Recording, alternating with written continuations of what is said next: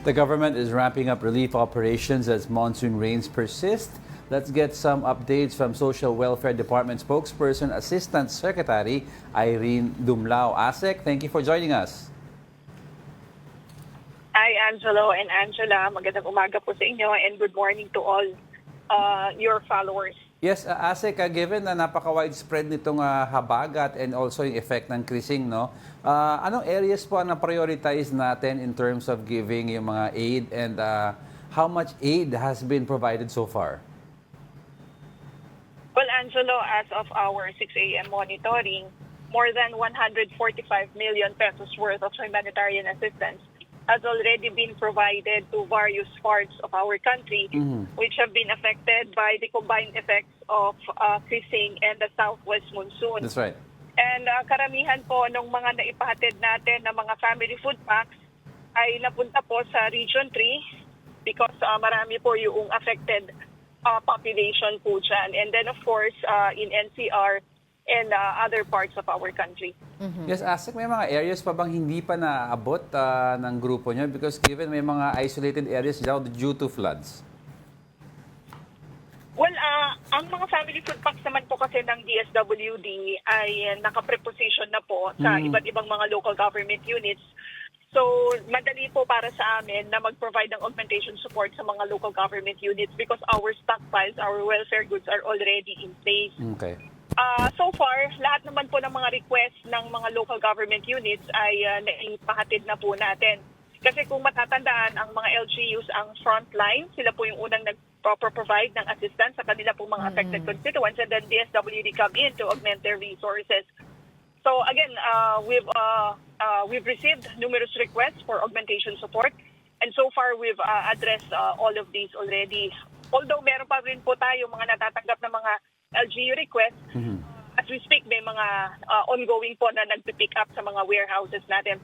In fact, kagagaling namin ni Secretary Rex Gatchalian dito sa Zapote Elementary School, dito po sa Las Piñas, and we personally supervise the distribution of the family food packs. Nakausap po natin si Mayor and nagre-request nga po ng additional food packs si Mayor, and ipipick up na po ito dun sa aming warehouse malapit dito.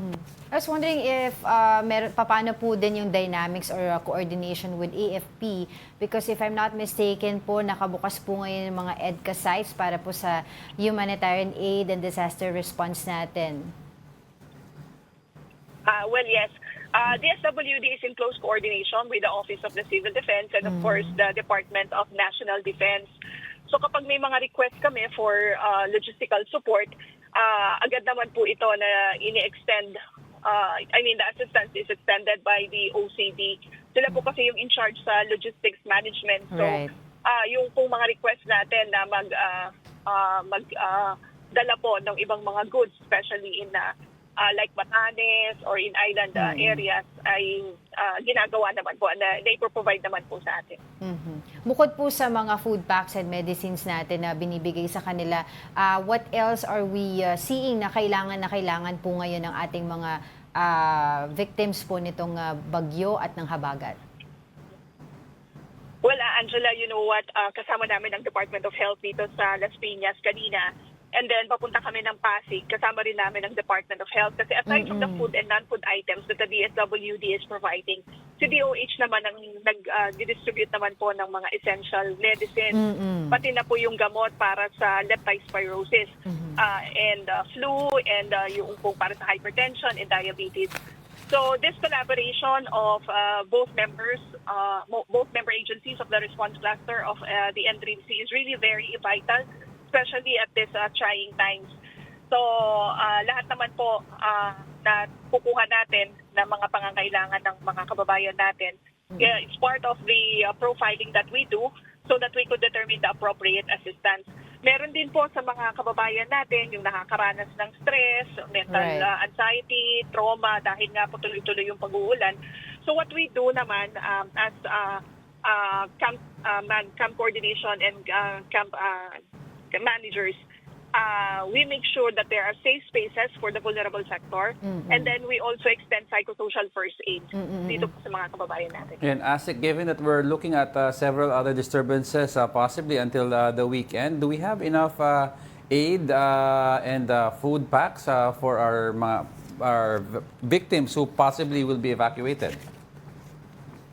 Yeah. Currently, we have more than 2.8 million family food packs prepositioned in various parts of our country. Nasa mga warehouses po natin yan.